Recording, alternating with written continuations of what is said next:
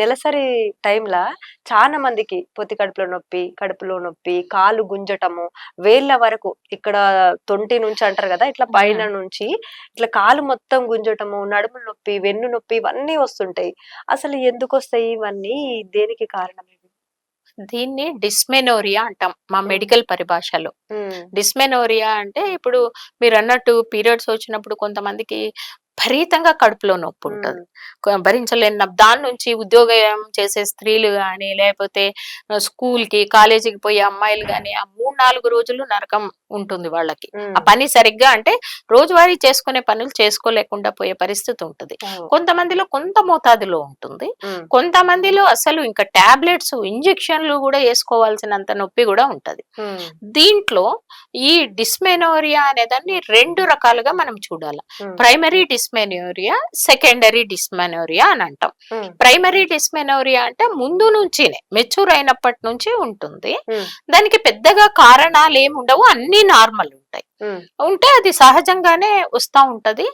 ఎందుకు అసలు ఈ నొప్పి వస్తుంది అని అంటే, ఈ టైంలో ప్రోస్టాగ్లాండిన్స్ అనే కొన్ని రిలీజ్ అవుతాయి అన్నమాట, కెమికల్స్. అవి ఎందుకు రిలీజ్ అవుతాయి? ఇప్పుడు మీకు గర్భసంచి పొర ఉంది కదా, ఆ పొరని ఇట్లా కంట్రాక్షన్స్ వస్తాయి. అంటే ప్రెగ్నెన్సీలో ఉన్నప్పుడు బిడ్డ బయటికి పోవడానికి ఎట్లా కంట్రాక్షన్ లో, అట్లా నీకు గర్భసంచి కూడా కొంచెం ఇటు ఇటు కొంచెం చిన్నగా కంట్రాక్షన్స్ వస్తాయి అన్నమాట. ఎందుకంటే అది ఒత్తి ఆ పొర ఇదంతా విడిపోయి బయటికి రావాలి కదా, అందుకని అది ఉంటాయన్నమాట. ఆ దీంట్ల వలన ఆ నొప్పి అనేది, ఈ ప్రోస్టాగ్లాండిన్స్ అనేవి రిలీజ్ కావడం వలన ఆ నొప్పి ఉంటుంది. అయితే ఈ నొప్పి అనేది కొంతమందిలో ఎక్కువ ఉంటది, కొంతమందిలో తక్కువ ఉంటది. ఎవరిలో కొంతమందిలో ఎవరికైతే ఈ గర్భద్వారము చిన్నగా ఉంటుంది, పిన్హోలాస్ అంటాం, అట్లా ఉన్నప్పుడు ఇదంతా బయటికి రావడానికి జరిగే ప్రాసెస్ లో నొప్పి ఎక్కువ ఉంటుంది. కొంత అంటే కింద నొప్పి రావడం, కడుపులో నొప్పి ఇదంతా కూడా ఉంటుంది. అయితే కొంతమందికి తర్వాత ఈ నొప్పి వస్తుంది. అంటే ఇట్లాంటి వాళ్ళలో న్యాచురల్ గా ఏమైతుందంటే, ఒకసారి పిల్లలు పుట్టినాక ఆ గర్భద్వారం కొంచెం పెద్దగా కావడం వల్ల నొప్పి తగ్గిపోతుంది. చిన్నపిల్లల్లో ఈ నొప్పి మామూలుగా వాళ్ళు మ్యారేజ్ అయ్యి పిల్లలు అది పుట్టిన తర్వాత తగ్గుతుంది. కొంతమందిలో తర్వాత కూడా పిల్లలు పుట్టినాక తర్వాత కూడా ఈ ఫస్ట్ ఉండదు, చాలా మందిలో మళ్ళీ కూడా ఈ నొప్పి చాలా ఎక్కువగా వస్తూ ఉంటుంది. అప్పుడు మాత్రం దీన్ని సెకండరీ డిస్మెనోరియా అంటాం.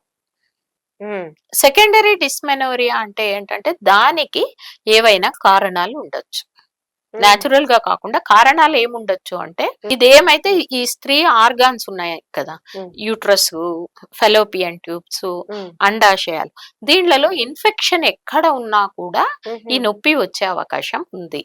ఒకటి, దాన్నే పిఐడి అంటారు, పెల్విక్ ఇన్ఫ్లమేటరీ డిసీజ్. వాపు లాంటిది వచ్చి దాని ద్వారా వస్తుంది. దీనికి సింపుల్ గా డాక్టర్ ని కన్సల్ట్ చేసి యాంటీబయాటిక్స్ అవి వాడుకుంటే తగ్గిపోయే అవకాశం ఉంటుంది. ఇక రెండవది ఎండోమెట్రియాసిస్ అని అంటాం. అంటే ఈ పొర ఏదైతే తిక్కుగా పొర ఉంటుందో అది ట్రిక్కీగా వేరే చోట్ల కూడా తయారు కావడము ఇట్లా మొదలవుతుంది. ఆ ఎండోమెట్రియాసిస్ అనేది ఉన్నా కూడా విపరీతంగా నొప్పి వస్తుంది. దీంతో పాటు ఇంకొకటి ఉందమ్మా, అడినోమయోసిస్ అంటాడు. అడినోమయోసిస్ అంటే పొర లోపలి దాకా పెరగడం మొదలు పెడుతుంది. 3 పొరలు ఉంటాయి, ఇది లోపలి పొర దాకా కూడా చొచ్చుకొని పోయేట్టుగా ఉంటుంది. ఇప్పుడు ఆ పొర విడిపోవాలా అన్నప్పుడు భయంకరమైన నొప్పి, చాలా నొప్పి వస్తుంది ఈ అడినోమయోసిస్ అనేది. ఇది కారణాలు జనరల్ గా దీన్ని సెకండరీ డిస్మెనోరియా అంటారు. ఇలాంటిది ఏమన్నా ఉందా అని చెప్పి, అంటే ఇదేముందిలే కామనే, ఈ నొప్పి మామూలే అని పడుకొని అది ఇవన్నీ చేసుకోకోకుండా ఒక్కసారి ఎక్కువగా నొప్పి, ఇప్పుడు సాధారణమైన నొప్పి అంటే కొంచెం నొప్పి వస్తుంది, మళ్ళీ ఏదో పని చేసుకొని అట్లా చేసుకుంటే తగ్గిపోతా ఉంటది. ఇంకోటి ఈ ప్రైమరీ డిస్మెనోరియాలో కొంచెం వ్యాయామం చేసినా తగ్గుతుంది, కొద్దిగా ఇది చేసినా అన్నిటికీ అది తగ్గిపోతుంది. కానీ సెకండరీ డిస్మెనోరియా లేకుండా నొప్పి ఇప్పుడు అంటే ఖచ్చితంగా డాక్టర్ ని కలవాలి. డాక్టర్ ని కలిస్తే దానికి పరిష్కారం దొరికితే రిలీఫ్ వస్తుంది, లేకపోతే ఎప్పటికీ ఆ పెయిన్ అట్లానే ఉంటది. ఈ బ్రెస్ట్ లో పెయిన్ కూడా దాని గురించి అంటారా? బ్రెస్ట్ లో పెయిన్ కూడా, బ్రెస్ట్ లో పెయిన్ దానికి కారణము ఈ సడన్ గా ఈ అంటే ఈస్ట్రోజన్స్ ప్రొజెస్ట్రాన్స్ అనేవి పీరియడ్స్ ముందు దాకా ఉంటాయి కదా, ఉమ్, అవి సడన్ గా డ్రాప్ అయిపోతాయి. పీరియడ్ ఉమ్, వచ్చేటప్పటికి డ్రాప్ అయిపోతేనే కదా పొర రిలీజ్ అవుతుంది. ఉమ్, అదొక కారణము. తర్వాత ఈ ప్రోస్టాగ్లాండిన్స్ అనేవి కూడా కెమికల్స్ దాని మీద పనిచేయడము. తర్వాత ఈ పీరియడ్స్ వచ్చినప్పుడు వాపు లాంటివి వస్తాయి చాలా మందిలో. ఉమ్, అంటే ఈ బ్రెస్ట్ చుట్టూ ఉన్న దీంట్లో కూడా వాపులాగా రావడం. ఉమ్, ఇవన్నీ కూడా ఈ టెండర్నెస్ అంటే ముట్టుకుంటే నొప్పి, ఉమ్. లేకపోతే ఏదో బరువుగా బ్రెస్ట్ బరువుగా ఉన్నట్టు, ఇవన్నీ కూడా ఈ హార్మోన్స్ ప్రభావం వలన జరుగుతాయి. అయితే